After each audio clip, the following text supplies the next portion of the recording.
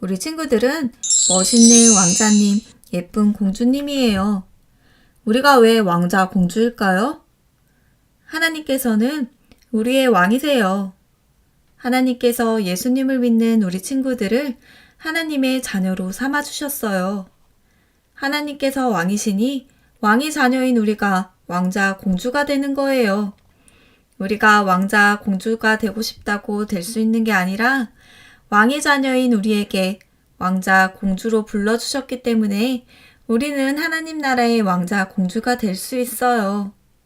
오늘 말씀에 하나님은 이스라엘 백성에게 제사장 나라, 하나님 나라의 거룩한 백성으로 불러주셨대요. 말씀 속으로 들어가 볼까요? 거룩한 백성이 되어요. 오늘 하나님께서 우리에게 주신 말씀은 출애굽기 19장 6절 말씀입니다. 너희가 내게 대하여 제사장 나라가 되며 거룩한 백성이 되리라. 출애굽기 19장 6절 말씀. 아멘. 친구들, 저번 주 말씀 기억나나요? 바로가 몇 번째 재앙 때 이스라엘 백성을 보내주었나요? 맞아요. 10번째 재앙이에요. 열재앙 장자의 죽음 후에 이스라엘 백성이 애굽에서 탈출했어요. 끝이 보이지 않는 만큼 이스라엘의 많은 사람이 애굽을 빠져나왔어요. 이스라엘 백성이 홍해라는 바다에 이르렀을 때 애굽 군대가 쫓아왔어요. 바로 왕이 또 마음이 변해서 이스라엘 백성을 잡으러 온 거예요. 열재앙을 당하고도 바로는 아직도 크신 하나님이 두렵지 않은가 봐요. 그런데 이스라엘 백성은 도망칠 곳도 숨을 곳도 없어요. 앞에는 넓은 바다가 있고 뒤에서는 무서운 군대가 쫓아와요. 큰일 났어요. 이제 어떻게 해야 할까요? 애굽의 군대에게 잡혀 다시 애굽으로 돌아가야 할까요? 아니면 수영을 해서 도망쳐야 할까요? 이스라엘 백성은 모세에게 왜 우리를 애굽에서 이끌어내어 광야에서 죽게 만드냐며 원망했어요. 그런데 모세는 이스라엘 백성에게 이렇게 말했어요. 가만히 있으세요. 여호와께서 오늘 우리에게 행하시는 구원을 보세요. 여호와께서 우리를 위하여 싸우실 것입니다. 모세가 바다 위로 손을 내밀자 하나님께서 도와주셔서 이스라엘 백성 앞을 가로막고 있던 홍해가 쫙 갈라져 마른 땅이 드러났고 바닷물이 벽처럼 되었어요. 이스라엘 백성은 마른 땅을 밟고 바다를 건너갔어요.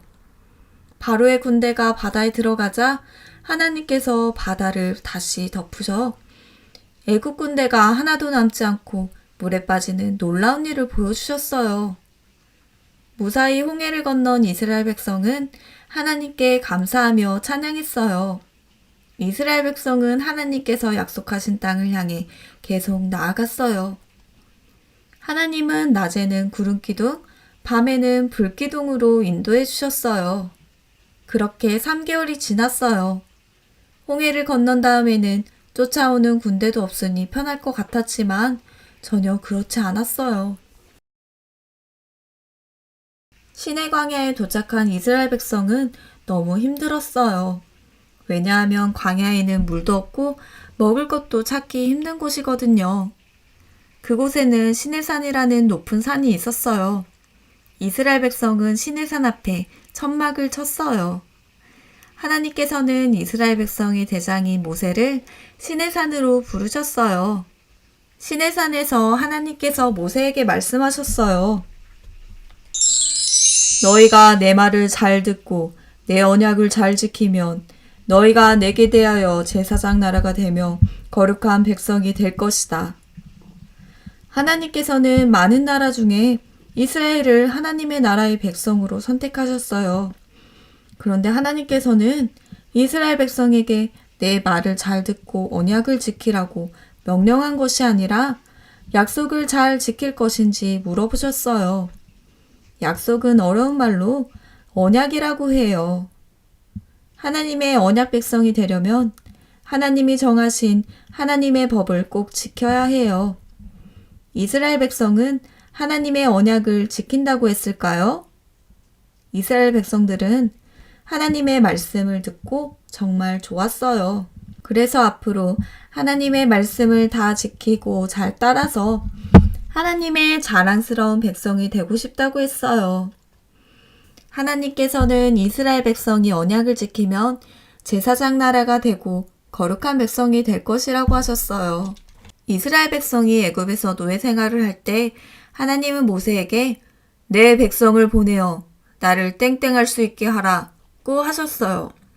땡땡은 무엇일까요? 정답은 제사예요. 제사는 하나님께 예배드리는 것을 뜻해요. 하나님께서는 이스라엘 백성이 하나님의 언약을 잘 지키면 첫 번째 제사장 나라가 될 것이라고 하셨어요. 제사장은 하나님께 예배를 잘 드릴 수 있도록 돕는 사람이에요. 하나님께서는 이스라엘 백성이 하나님의 말씀을 잘 들으면 하나님께 예배를 잘 드리는 나라가 될 것이라고 하셨어요. 그래서 이스라엘 백성을 통해 하나님을 믿지 않는 사람이 진짜 하나님은 여호와 하나님뿐이라는 것을 알게 될 거예요. 또 하나님께서는 두 번째로 거룩한 백성이 될 것이라고 하셨어요.